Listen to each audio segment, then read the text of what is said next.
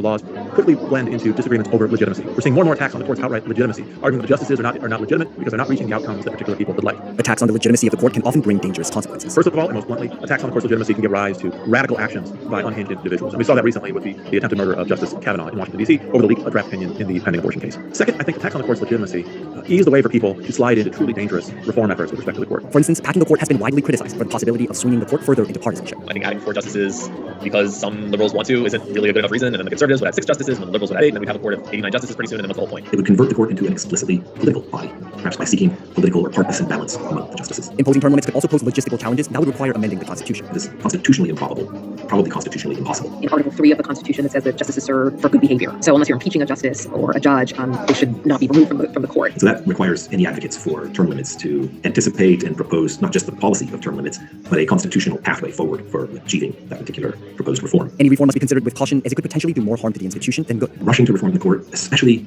to respond to its decision-making in a particular area, would risk sacrificing an institution that is cherished, an institution that is constitutionally mandated, but an institution that is functionally necessary for a thriving constitutional democracy. I agree that it's not always clear what the consequences will be of reforming the court, but I believe there should be at least a public discussion about many of these contemplated reforms, and that many of them are easy to adopt and really should not be contested, like the ethical reforms to the court and some of the transparency reforms that would make oral arguments, for instance, more visible. Nonetheless, continuing to question and improve the Supreme Court will be essential in upholding the democratic values of the United States. I don't think that we should think about the court as an unchangeable part of our democracy or of our Constitution either. These are things that we, the people, have to authorize and have to agree with. It's definitely an uphill battle, especially in these hyper-partisan times, but that just means that this mission is all the more important to be sure that we have a Supreme Court that we're proud of and is responsive to what all 330 million of us want, not just the whims of the 9.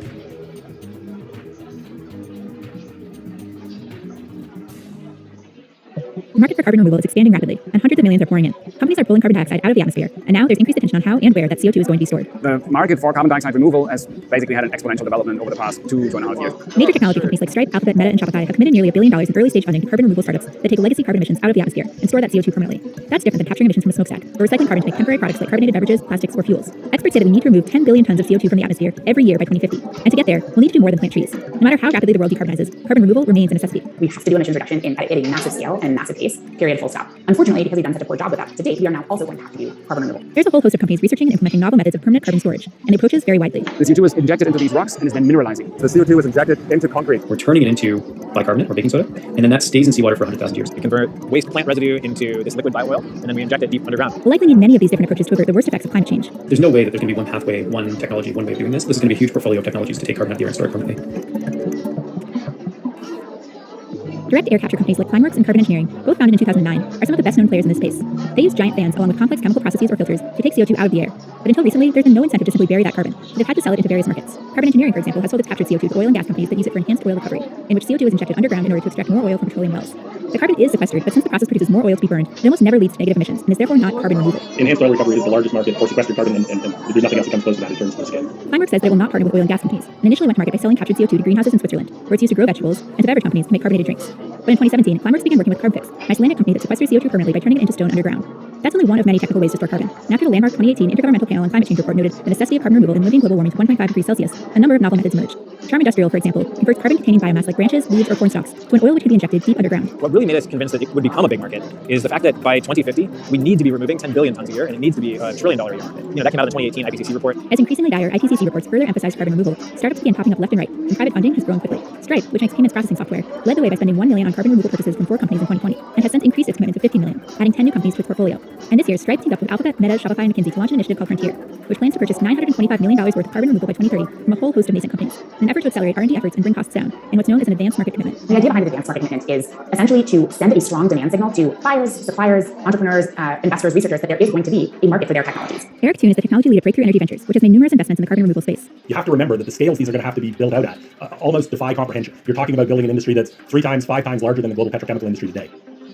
The easiest way of capturing and storing carbon is simply planting more trees, but Jan Wurzbacher, co-CEO of Climeworks, said that this just won't be enough. We should do as much as we can of that, but the area that we have available will just not be sufficient. Like if we wanted to remove 10 billion tons of CO2 from the atmosphere, we'd need the area of whole Europe. And therefore, on the other hand, technology-based solutions, namely direct air capture, they are much more scalable. Through its partnership with CarbFix, Swiss company Climeworks launched a new direct air capture and storage plant in Iceland this year, and recently raised $650 million to scale up its tech further, the biggest funding round the carbon removal industry has ever seen. Partially funded by Stripe, the company's newest plant has the capacity to remove 4,000 tons of CO2 per year by dissolving captured carbon in water and injecting that into basalt rock formations. The CO2 is injected into these rocks and is then mineralizing. That literally means the CO2 within 2 years after injection is turned into stone. known, so it is solidified a kilometer underground, and thereby it is absolutely permanently stored for the next hundreds of millions of years. Right now, if an individual wanted to purchase carbon removal from Climeworks, it would cost over $1,000 per ton, a price Boris Bacher believes will drop to about $200 by the mid-2030s as the company scales up. But the actual storage part of the equation will be a mere fraction of that, since underground injection is a relatively simple process. So it'll be less than 10% of the overall cost. Peter Reinhardt, CEO of Bay Area-based Charm Industrial, thinks his company's tech will be even cheaper because Charm's strategy relies on sourcing crop residue like stalks, stems, and leaves from farms, which has already captured carbon from the atmosphere. It is substantially cheaper than direct air capture because the plants are already doing the capture for us, and so we really just need to do the conversion into putting the carbon underground. Converting biomass to bioil with a pyrolyzer is the expensive part, and why the entire process costs about $600 per ton right now. The conversion process from biomass to bioil is called pyrolysis, or fast pyrolysis. And it's where we first grind down the biomass into really, really tiny pieces so that we can push heat through it really quickly. And then we heat it up from room temperature to 500 degrees centigrade in less than a few seconds. And that really fast heating rate vaporizes the cellulose and the biomass, and then we condense it back into a liquid. Finally, the bioil is injected thousands of feet underground, below all water resources, where it solidifies. Reinhardt says that geologically speaking, bioil sequestration can happen in a wider variety of places than liquid CO2 storage, and that as the company scales, he expects costs to drop to about $50 a ton. Stripe was Charm's first customer, and now others like Microsoft and Shopify have also bought in. Today we've sequestered a little more than 5,400 tons of CO2 equivalent, and as far as we know, that was about 90% of the permanent carbon removals delivered last year. While Climeworks and Charm aim to lock CO2 underground, Canadian company Carbon Cure is putting that carbon to use by injecting it into concrete mixes. This permanently stores the CO2 and has the added benefit of making the concrete stronger, a process we got to see at the Central Concrete Plant in San Jose, California. The CO2 is injected into concrete, and it's reacting with the cement as it's being batched, and a chemical reaction occurs where the calcium reacts with the CO2 to form a mineral again, calcium carbonate, also known as limestone, but very, very fine. Why that reaction matters is it's actually increasing the strength of concrete. Concrete producers like Central are then able to optimize their mixes, so they need to use less cement while still maintaining very high quality concrete that can be used for any application. The ability to use less cement is key, since cement production itself produces a lot of emissions. Less cement, along with market-based incentives for carbon reduction, also help make Carbon Cure mixes cost competitive with traditional concrete. Right now, Carbon Cure's producer partners source their CO2 from large industrial facilities like ethanol plants or refineries, where it's captured from smokestacks. That means that Carbon Cure isn't involved in removing CO2 from the atmosphere, just preventing new emissions, which it's doing successfully at nearly 600 plants worldwide. Stripe was the first company to purchase carbon removal from Carbon Cure, and since then, others like Shopify, Mapbox, and Zendesk have done the same, helping Carbon Cure subsidize its costs. Currently under construction, Amazon's new headquarters in Arlington, Virginia, are using Carbon Cure's tech.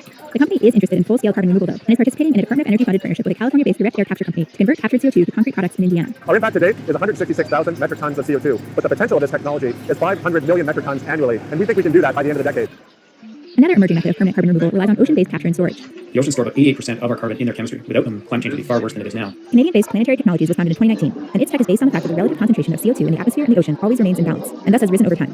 Because CO2 is an acid, the ocean has become more acidic. But if we can decrease the acidity of the ocean by lowering CO2 content, the ocean would have more capacity to absorb additional CO2 from the air.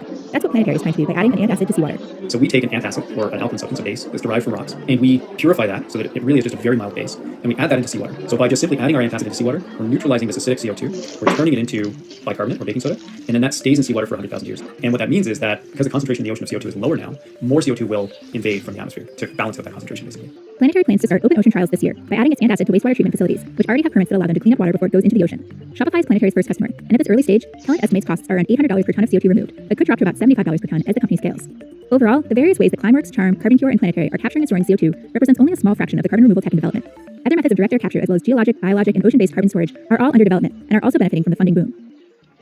It's an exciting time to be working in this space, but early stage purchases by tech companies and others will only go so far. $1 billion is not a market make, right? This is a step in the right direction, but certainly does not get us all the way there. If you zoom out to 2050, we're going to need, say, 5 billion tons per year of carbon removal at $100 a ton. That's $500 billion every single year in customer demand for carbon removal. And that's a conservative estimate of the amount that we'll need to remove. But there's no doubt that if we're going to do this to try and address climate change, eventually we're going to have to just capture the CO2 and pump it into the ground and store it for eternity. And to do that, we need carbon markets. About 40 countries and over 20 cities, states, and provinces already do have some form of carbon pricing. Launched in 2005, Europe's carbon market is one of the world's oldest and most well-established. And since 2019, every jurisdiction in Canada has set a price on carbon too. Even China introduced a carbon pricing scheme in 2021, turning the world's largest emitter into the world's largest carbon market.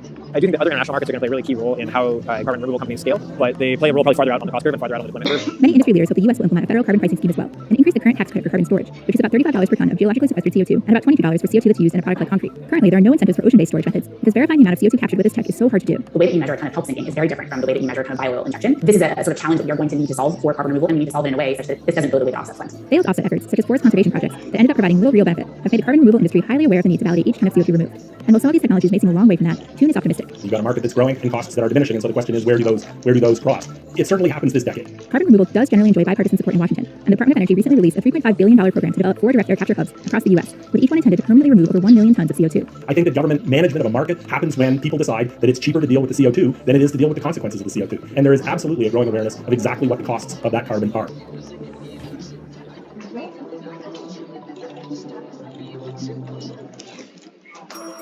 A Louis Vuitton with every item swiped from the shelves in San Francisco's Union Square. A nearby Nordstrom robbed by 80 people the next day. Similar sprees on Chicago's Magnificent Mile and Rodeo Drive in LA. They're actively looking for about 30 people who are trying to break into other stores. Theft is nothing new, but a recent spree of coordinated, big-scale robberies has law enforcement and retailers warning this is not simple shoplifting by those in need. But police say this is a professional crew connected to a 6-state crime spree. It's organized retail crime by professional crews, and it's on the rise for one big reason. What fuels this as an enterprise is the ease of reselling stolen merchandise on online marketplaces. While punishments for shoplifters are hotly debated, there's growing consensus around a solution that holds an entirely different group accountable: the online sites where stolen goods are sold, primarily Amazon, eBay, and Facebook Marketplace, which all say they're already doing a lot to stop this. eBay is not a place to hide yourself and try and offload some of the stuff. So it used to be you have to go to a pawn shop, you have to go find a place to sell it at a flea market. Now you have the ability to ship from your home. 20 major retailers, including Home Depot, Best Buy, Walgreens, and Kroger, sent a letter to Congress in December asking them to crack down on online marketplaces by requiring stricter verification of sellers. My ask for the online community is just do more, right? CNBC went to Home Depot to see the new tech and decades-old solutions it's now using to stop theft. Generally, anything over $100 is typically behind the bars in this case. Here's what major retailers and Amazon, Meta, eBay, and legislators say they're doing to fight the big problem of stolen products being sold online. Welcome to the Home Depot. Please enjoy your shopping experience. Surveillance from this tower of cameras watching over a parking lot in Hiram, Georgia is one way Home Depot is trying to prevent and track down would-be thieves. We're testing a couple of other things like license plate recognition. If we can know in advance that, John Doe, who potentially is a repeat serial organized retail crime offender, we know when they're in the parking lot before they walk into the store, we can prepare. Scott Glenn has been in loss prevention for 26 years. Since he joined Home Depot 4 years ago, he says losses from organized retail crime, or ORC, have grown at double-digit rates. It's in the billions of dollars a year. So now Glenn says Home Depot is spending millions to prevent theft with new ways and old. This area of the store per square foot is the largest loss area of the store in total dollars. So what we've had to do, unfortunately, is put some barriers in between the customers and the product. Something new is called point-of-sale activation. A Bluetooth-enabled chip embedded in some power tools keeps them from working unless they've been scanned at a register. And if you bought a stolen Milwaukee product that was activated with the POSA technology, and you brought it home, it wouldn't turn on. Correct. Another new example are carts that lock up at the exit if they haven't been discreetly scanned by going through a checkout lane. What's going to do is carts will lock up on them. Home Depot has hundreds of cameras in each of its stores, and is experimenting with technology that will allow them to keep track of items as shoppers put them in their baskets. Article recognition, computer vision, whatever you want to call it. We actually do have it in a couple of stores in terms of a pilot. In April, a San Jose Home Depot burned to the ground after a man attempting to steal a cart full of tools set a fire as a diversion. But even with extreme cases like this, it can take years for law enforcement to determine whether it was part of a larger crime ring or just an isolated desperate incident, which makes tracking theft trends especially tricky. It's heavily dependent on self-reported data from retailers, and so this is a very, very squirrely thing to actually be trying to crack. Retailers say a total of $68.9 billion of products were stolen in 2019. In 2020, three-quarters said they saw an increase in organized crime, and more than half reported cargo theft. Think those thousands of boxes strewn along the LA rail tracks after they were swiped from slow-moving shipping containers. Some big chains say organized theft is the reason they've closed stores or limited hours, but they're also facing steep competition from online shops and a drop in foot traffic because of the pandemic. Retailers have one goal, one fiduciary obligation to their shareholders, right? And that's to increase profit and to increase shareholder value. Critics like Alec Karakatsanis of the Civil Rights Corps say that's motivating retailers to make the problem sound worse than it actually is. By drawing attention to dramatic thefts, they redirect public sentiment toward policies that better protect their bottom line, like increased punishments for petty shoplifters, not just million-dollar crime rings. The collateral damage from their campaign to stoke fear about retail theft is going to have profound effect and more severe punishments for the poorest people in our society and for people who are stealing from grocery stores and drugstores for basic necessities of life. I asked the CEO of Walgreens, why do you have underarm deodorant under lock and key? They said because it's so easy to pull your arm on the shelf and sweep everything into a bag. They put them online and they got certain quantities. It's a massive operation. Prior to coming to Home Depot, I wasn't really a believer. I thought maybe it was a little bit overblown. People were making too much of an issue out of it. Coming to Home Depot, I've seen it in real life. I've seen it growing. I've seen the impact of it. And so it is not only growing over the last 5 years, I would say it's grown incrementally over the last 2 during the pandemic. While timely numbers are hard to pin down, Homeland Security says its organized retail crime investigations are on the rise. Last year saw far more arrests, more indictments, and more value in stolen goods seized than in 2020. As long as there are resale markets that are not held accountable for the sale of stolen goods, then this kind of conduct is only going to get worse. Here's how it works. A criminal network hires an individual or crew called boosters. They can be professional thieves or even victims labor trafficked into the U.S. from other countries. After robbing a retailer, they turn over the stolen goods to someone waiting nearby called a fence. Boosters often hit multiple stores a day, and they can even cross state lines and ship goods to a fence. The fence pays the booster in cash or drugs, usually about a quarter of the retail value. The fence then takes the haul to a home or warehouse where a cleaner removes anti-theft devices or markings, then sends it to a larger criminal network which resells it, usually online. The National Coalition of Law Enforcement and Retail, or CLEAR, estimates that more than $500 billion in illicit, stolen, and counterfeit goods are sold on third-party marketplaces like Amazon each year. Very recently, a CVS manager was assaulted and remains in serious condition. These incidents are not uncommon. Reported violent events at CVS have doubled in the last year. Ken Dugan testified about this at a Senate hearing in November. He's the president of CLEAR and also leads investigations at CVS Health. There are far less obvious dangers to this crime, including infant formula. It's a favorite target of these criminal organizations. They ignore or manipulate the expiration dates, and they're not storing it at proper temperatures. It compromises the product integrity and is endangering the health of an infant. How do you know that these items are being sold on Amazon or elsewhere online? How do you track it on the back end? It's just easy, right? So we sell proprietary products. We sell things that are our own brands, and they end up being sold in mass on a online retailer. And they're selling it at prices better than we can sell it at. So, we have a team of investigators that are kind of combing through the internet looking for these types of things, and then we start the investigation from there. And we essentially backtrack it through the process. One example, an eBay shop called Tool King USA, where one man sold $3 million in stolen goods from Home Depot, Target, and Lowe's. Secret surveillance led to the arrest of this Atlanta man, who's reporting to federal prison in June after selling more than $6 million of stolen goods on Amazon, Walmart, and Sears, although he denies operating a well-organized criminal network. Another example involves an Amazon top-rated seller known as the Medicine Man. In 2020, CVS ran surveillance on his boosters in San Francisco for weeks, leading to multiple Amazon accounts that sold more than $5 million of stolen over-the-counter drugs on Amazon each year. He was arrested along with 4 others. $8 million of stolen goods were seized in what law enforcement says is the biggest organized retail crime bust in California history.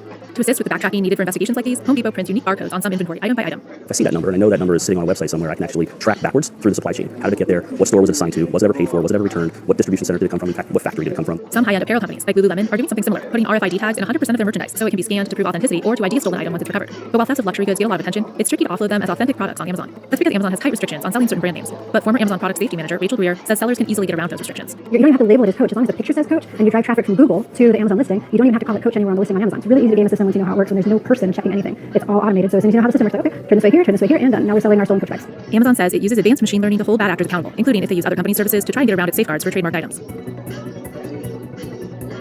In May, 41 people were arrested after a 3-year investigation uncovered $3.8 million of stolen goods from stores like Bloomingdale's and Dwayne Reed. They were being sold on eBay, which says it helped authorities with the investigation. The key is getting that intelligence to recognize when an item is stolen. Since 2007, eBay's had a unique program that retailers told us is particularly helpful for catching criminals. The ProAct is essentially a two-way reporting system where retailers warn eBay when they've had a significant theft. Then eBay watches for matching items to appear for sale on its site. ProAct team lead Mike Carson says the millions eBay spends on staff and back-end tech to run the program is well worth it. If people are hearing stories about stolen goods being sold on eBay, if they're receiving stolen goods and then get contacted by law enforcement, we're certainly going to lose customers. But we also have risk models that will detect things that look suspicious. If you're a brand new seller and you list 15 iPhones on the site all at once and you never sold anything perfectly, we're probably going to flag you. And we've asked for years for Facebook and Amazon to implement a similar program to eBay. eBay's also got a proven track record of assisting law enforcement with investigations. We worked with the U.S. Secret Service Task Force back in May of last year now, which resulted in the indictment of 7 individuals related to an organized retail crime ring. They ended up seizing about 50,000 stolen goods. These stolen products are repackaged, distributed to the largest online marketplace sellers.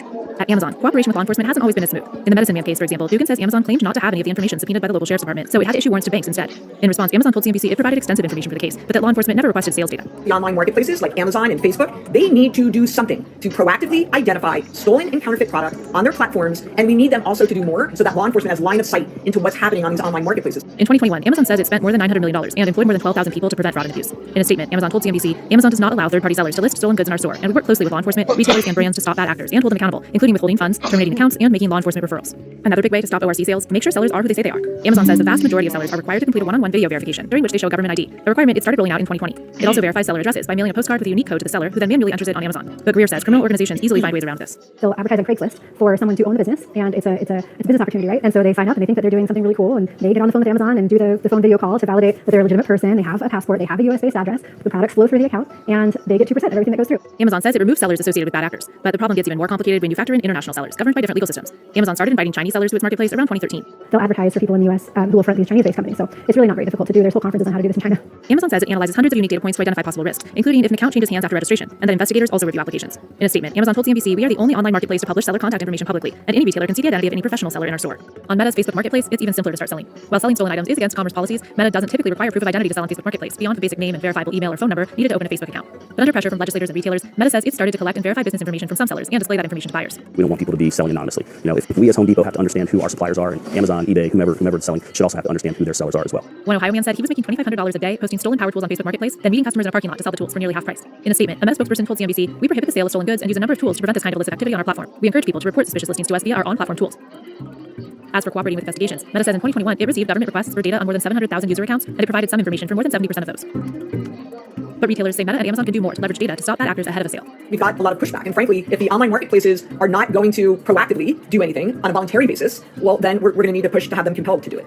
Now, a federal bill called the Informed Consumers Act has passed the House and is awaiting a vote in the Senate. It would require high-volume sellers doing north of $5,000 in sales every 2 years on sites like Amazon, eBay, and Facebook Marketplace to provide a verifiable bank account, tax ID, and a working email and phone number. Back in 2008, I introduced my first bill to address the problem of illicit products sold online, and the marketplaces told me, don't worry, we're taking care of this. You don't need legislation. Well, here we are 13 years later, and this problem hasn't gone away. It's gotten much, much worse. Senator Dick Durbin says he had to rewrite the bill several times, primarily because of pushback from the marketplaces. They make money on sales, and they don't want to make it harder for their sellers. They want to make it easier. They don't care. I'm sorry to say, some of them don't care what happens once the sale's made. The bill also requires marketplaces to give consumers 2 recourse options: a way to contact high-volume sellers after making a purchase, and a system for reporting suspicious seller behavior or illicit goods. We feel it does a good job of raising the bar for the industry as a whole. Now, eBay, Amazon, and Meta all say they support the bill in its current form. I think they finally came to the conclusion that we were just never going to stop bothering until they did it. Us cracking down on the organized retail crime industry will not put Amazon or any other online platform out of business. Illinois Attorney General Kwame Raoul is leading another national effort, a task force of attorneys general that meets regularly to make sure crackdowns can efficiently cross state lines. Raoul met with Amazon's general counsel to ask for cooperation in stopping the sale of stolen goods. I think I may have said at some point something to the effect of, hey, I'm inviting you into the kitchen, but if you don't come in the kitchen in good faith, you're going to be on the menu. Illinois, Arkansas, Colorado, and Ohio have already passed their own legislation requiring seller verification for the online sale of goods, although big tech advocacy groups and an Amazon-hired lobbying firm argued against the Ohio bill, saying it would impede business for law-abiding sellers. I'm hoping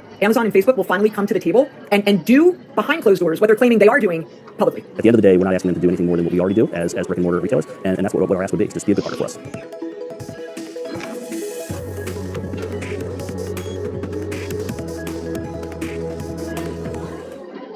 After 2 years of being grounded, air travel is back. The TSA reported passenger volumes could soon exceed those from 2019. But growing travel demand has hit a few pockets of turbulence in the last year due to lack of staff and increasing bad weather. We are seeing more intense weather in Florida, and then we are seeing snow in Texas. In April, thunderstorms in Florida led to airlines delaying more than 9,000 flights and canceling over 3,000. And over Memorial Day weekend, 2,500 flights were canceled throughout the U.S. due to storms in New York, Florida, and the Mid-Atlantic. We saw last summer in 2021, Spirit Airlines losing about $50 million in revenue because of a spate of delays and cancellations. Southwest, a few months later, had one that costed about $75 million. In 2019, the estimated cost of delays in the U.S. for airlines was $8.3 billion, and the cost for passengers was $18 billion. The biggest cause for delays in the U.S. is weather. The challenging days are those thunderstorms, those pop-up summer thunderstorms and severe weather season, which is between April and September, where we have the bulk of the nation traveling, and that's when we have the most inclement weather. Florida has seen a travel boom over the pandemic and has been particularly affected by delays and cancellations due to an increase in storms, which are expected to get worse in the future. And even though you may have perfect weather at your departure airport, bad weather in another area can have a cascading effect on the entire country. We're operating probably right about 5,600 daily departures. It's very complicated when we're managing through multiple hubs throughout the country that all have the opportunity to have different types of weather and different types of potential disruptions. CNBC went to the Federal Aviation Administration's Air Traffic Control System Command Center in Warrenton, Virginia, to get an inside look at how the FAA deals with increasingly severe weather situations that can delay and cancel flights and cost airlines billions.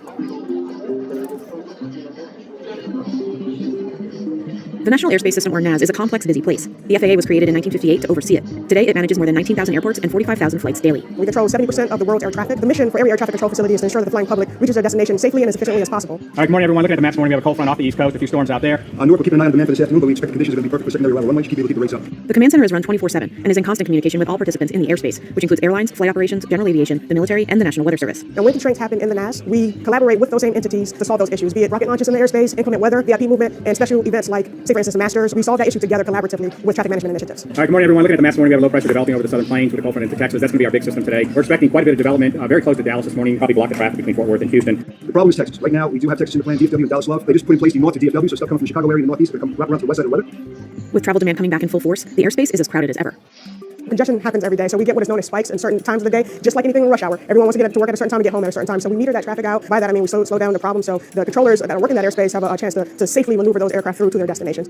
Okay, special event on the timeline. We do have the Formula 1 race down in South Florida, and we have new ground stops. The Florida market is really booming, and as that demand increases, we're bolstering our staffing to ensure that we meet those rising demands in the Florida market. And that's where most of the traffic for leisure is flowing nowadays. But Florida has seen an increase in storms, leading to thousands of flights being canceled this past April. In recent years, storms have gotten more frequent and severe due to climate variability. Weather plays a big factor to any traffic management initiatives that we're implementing. Today's a Texas day, so we have thunderstorms ranging in the Texas market and up into the Memphis market as well. If you look at the overall cancellations, weather and air traffic control issues that drive the bulk of the cancellations that airlines are impacted by. We say air traffic control, it's because of the limitations that weather puts on air traffic control that constrain where aircraft can fly. Meteorologists play an important role within the air traffic system and have a team on staff at the FAA Control Center. A huge part of what we do is based upon coordination and collaboration with meteorologists in the airline industry. And so while we here are providing that informative piece, that forecast for a decision maker here, there are meteorologists within the airlines that are doing the same for their stakeholders. And together as part of this enterprise, we're collaborating to make sure that we're on the same page, that we're kind of speaking with one forecast voice. Here in the U.S., the southern Great Plains have some of the strongest storms on Earth. And while some weather events are more predictable and schedules can be rearranged around them, others must be avoided. Certainly, as hazards go, you want to avoid a tornado. You don't want to be close to those storms. There's no safe way to fly around a tornado. When you're looking at a winter storm or you're looking at a hurricane, in many instances, you're going to have 2 or 3 days of lead time before that storm's going to impact a congested corridor or a high-impact terminal. But thunderstorms can be especially tricky to predict ahead of time. There's some days where you can provide a forecast, you see those thunderstorms coming. There's other times where it's a very fast process to build up and to fall apart. And that is a big challenge, I think, for meteorologists, is you want to get that timing and location of that thunderstorm information right, and they can move those airplanes and keep people safe. There are roughly 100,000 thunderstorms in the U.S. every year. Thunderstorms can create a few dangerous weather elements like rain, hail, and lightning. It will fry your components if you get a lightning strike from an aircraft. So we try to avoid those areas. We want to ensure that we go around those and not through those. Meteorologists at the Control Center monitor multiple types of radar maps that can identify lightning and the height of storms in relation to the altitudes of aircraft. The white boxes that you see are denoting the top of the thunderstorm. So if you've got thunderstorms that have their tops around, say, 37 or 38,000 feet, that's at the level that your commercial airliners are flying. And so you don't want to fly through those. You got to be able to fly around them safely. And see, right now, a lot of these airplanes are moving in and trying to get in through these thunderstorm gaps and get into Fort Worth. But even if you go around a storm, it can still cause problems. Around thunderstorms, you're dealing with convectively induced turbulence. And one of the things that can be sinister, if you will, is that it may not necessarily impact aircraft right around the thunderstorm. It may impact aircraft that are 100 or 150 miles away from that thunderstorm as that turbulence propagates out away from the center of the storm. Unusual weather events have also been happening in different parts of the country. If you never anticipated having a snowstorm in Atlanta, you don't have the same sorts of snow fighting and de-icing capabilities that you have in Detroit. So on that basis, when you do have a snowstorm in Atlanta, it's a pretty serious problem. And the first thing that we are never going to compromise is safety. When you have weather and impacts that are out there, we can't fly through that. We're not going to jeopardize the operation in any way, shape, or form.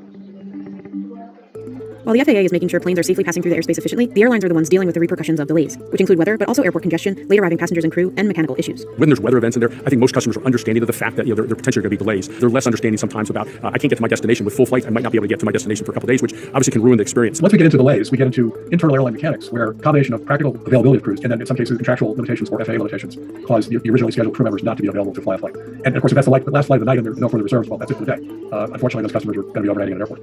Okay, we still have Dallas Love for the positive ground When an airport has a ground stop, inbound flights are held at their origin airport until weather or other disruptions ease. There were 939 ground stops in the U.S. in 2021. One thing that airlines try to be careful about doing is not delaying endlessly. So if they're keeping their crews from getting to their destination, let's say that they're not sure when the flight is going to take off, sometimes what they'll do is just cancel it outright. Get those crews either reassigned to another flight. Everything at an airline costs an airline by the minute. Whether it's a minute of flying time or a minute of fuel burn, crew time, pilots, flight attendants. So every one of these delays incurs a cost. On the revenue side of the equation, having had a bad experience with that airline, a lot of people simply say to themselves or say to their corporate travel manager, don't ever schedule me on airline X again, because I'm not going to be delayed like that ever again. Airlines like American are trying to yield more control over delays during big weather events using a new tool it created called HEAT, which stands for Hub Efficiency Analytics Tool. It looks at our aircraft routings. It looks at where the aircraft are coming from. It looks at our crew limitations. It takes into consideration our customers. We have large connecting groups on flights coming in. And we take all this and model it around what we believe the limitations are going to be imposed from the weather. And we can use this tool to allow ourselves to delay through the operation, allow ourselves not to cancel. HEAT is a simple concept, but incredibly complex when working with up to hundreds of flights impacted by weather. It was rolled out in mid-April and used during a thunderstorm in Dallas. American said HEAT reduced cancellations by 80%, while the number of diversions dropped by 62% compared to a similar storm in April 2019. The ops research algorithms that we've developed to be able to manage these, it just wasn't present 20 years ago. We've gotten a lot better, but we're not satisfied with where we are right now. We're continuing to look to find better ways to manage these situations because the best science out there isn't going to tell us exactly how it's going to unfold, and we've got to be able to be very nimble and adaptive to the scenario as it plays out. The contract issues, which a lot of airlines are discussing right now, it's that schedule reliability issue, which is the number one factor for employees. So getting this reliability issue solved has implications which are really in the billions of dollars for a major carrier. Of course, has billions of dollars of revenue potential as well if you simply do a better job. It is common for airlines to add time to a flight schedule to give it some wiggle room for on-time arrival, but that's in perfect conditions. We build the schedule for a normal day. We don't build schedules anticipating that thunderstorms are going to happen. And that's why, on those days you have delays, because if you have a perfect weather day, everything's arriving early, and then you create complications in the system. It's estimated delays cost airlines several $billions in additional expenses. Dallas, Newark, and Chicago had the most delays over the past year. Since bigger airports have more operations, it could lead to more chances of delays. We did have a bird strike come out of Newark. They were short-term holding while they worked through that. Everything should be good now. And every now and then, there's the occasional odd delay. We've had people streaking on the runway. Nothing really too strange. We've seen it all. And it's not just passenger planes that are impacted, but cargo planes too. Anybody else have instructions? Yeah, FedEx. With flight disruptions expected this summer and air travel set to hit new records, the FAA and airlines have a tough job ahead of them. Airlines are trying to capitalize on every bit of demand that is out there. In some cases, they know that they're not going to be able to handle it. So we've seen them cut their capacity and kind of admit that maybe they had sold more flights or more seats than they were able to handle. It has been extremely stormy in some parts of the U.S., and airlines are trying to build in a little bit of wiggle room by cutting that capacity. We've took out some of the planned growth that we had into the summer. We're going to keep essentially our current level of operations intact throughout the summer. We're not going to grow at all because the reliability of the product that we're providing to customers is more important than, again, chasing that last dollar of revenue. I think folks are understanding of weather events and the impact they have, but the day after and 2 days after, they struggle a bit with why is that still impacting you. And that's what we spend a lot of time trying to understand how we can better manage those events so that when the storm or the storm event is over, we can recover really quickly and get ourselves back to normal operations. One thing passengers can do, if it's possible, is to be flexible and to be patient and to know that this is a little bit of a tricky summer. They are going to probably encounter things like weather here and there that could delay their flights. It's really important also to know your rights. If an airline cancels your flight, you are entitled to a cash refund. Sometimes airlines will offer you a voucher or a credit, but you are entitled to a refund. And the Department of Transportation lists all of passengers' rights on its website. It's a very dynamic system, and we work very, very hard to ensure that you are not delayed. But when delays happen, be patient with us and understand that we are doing it for the safety and for you to make sure that you get to your destination safe and that you have a positive flying experience.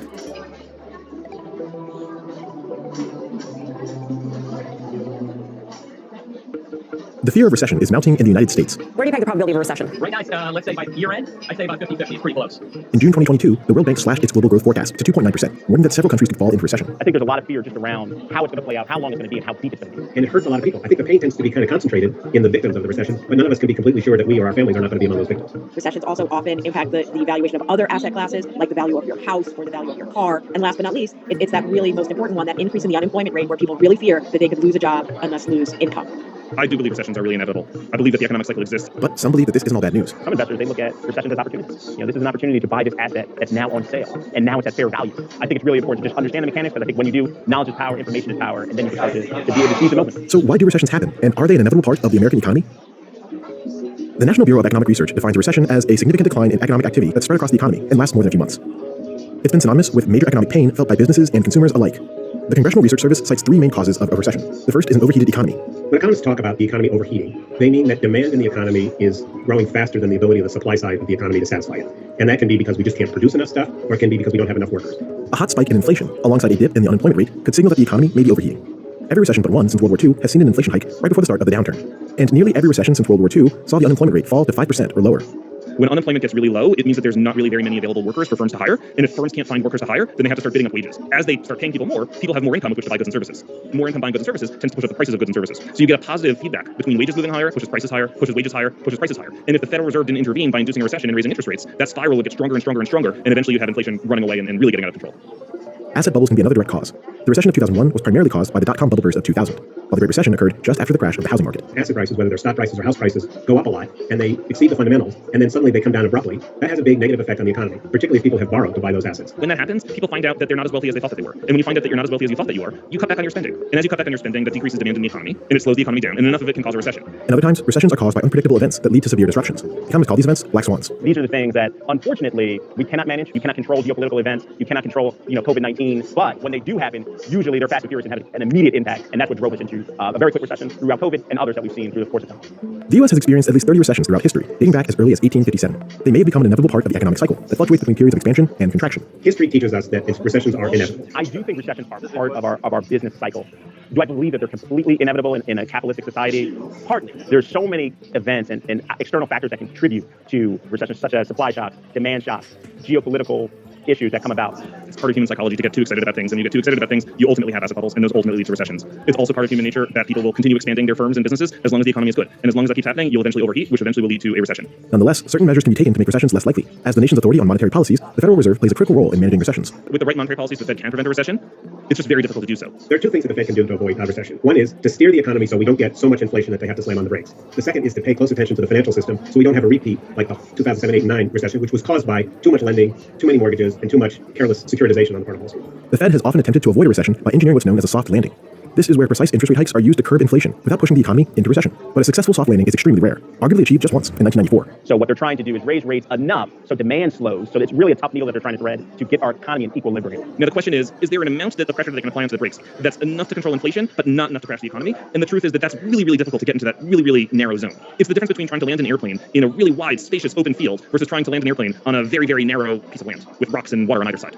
Some experts argue that policies have a clear limitation on what they can achieve against an impending downturn. Policy tends to operate with long lags. I also think that increasingly we live in a global economy where the cross currents that are impacting, the economic dynamics are very complex. These are dynamics that the Fed doesn't have tools to address. And so, to a certain extent, we do think that policymakers, have certainly developed more tools to fight recessions, but we don't think that you can, rely on policymakers to prevent recessions.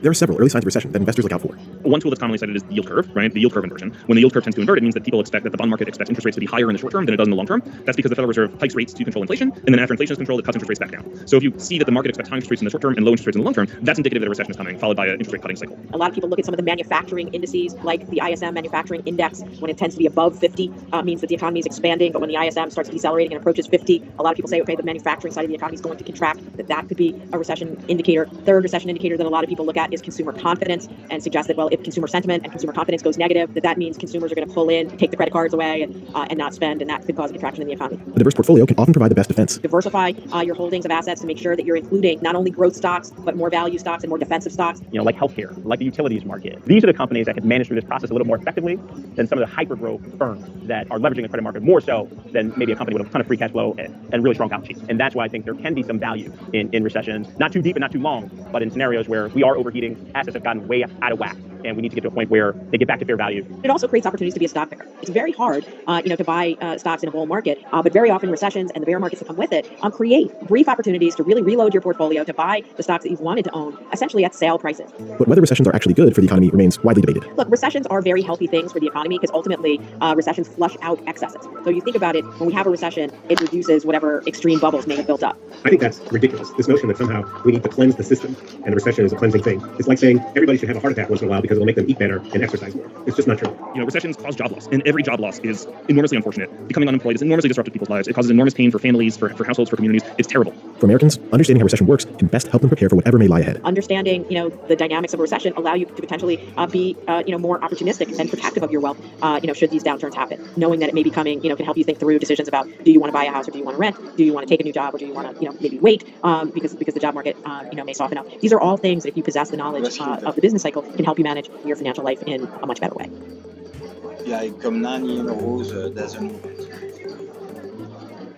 Ready?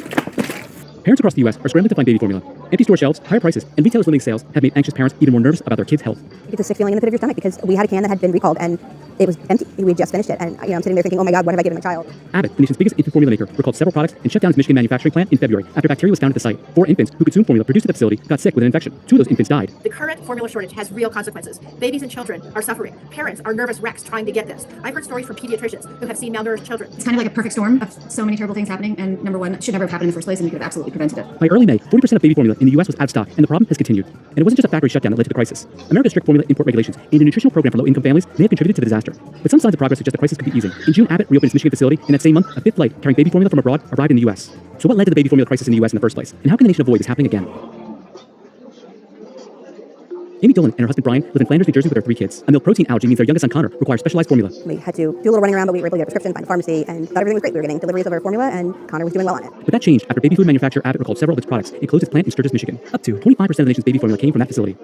The Dolans had 16 cans of formula in their pantry at the time, 14 of which were recalled, including one they had just finished. I was scared out of my mind. You had seen that the recall was because there were several babies who had gotten pretty sick, and I didn't want our baby to get sick. It also meant the couple, along with countless other parents, had to scramble to find a replacement as stores nationwide began running out of formula. A friend of mine walked in and I said, they're supposed to be right here, and there was nothing. And I called Brian and I said, there's no formula. Our formula's not there. I don't know what to do. Shopping online proved problematic as well, with shipping delays, limited supplies, and price gouging on some websites. You'd see out of stock, not available, estimated shipping 8, 10, 12 weeks away. So online, we were sort of watching it go up, and it went from about $45 a can to about $85, $87 a can.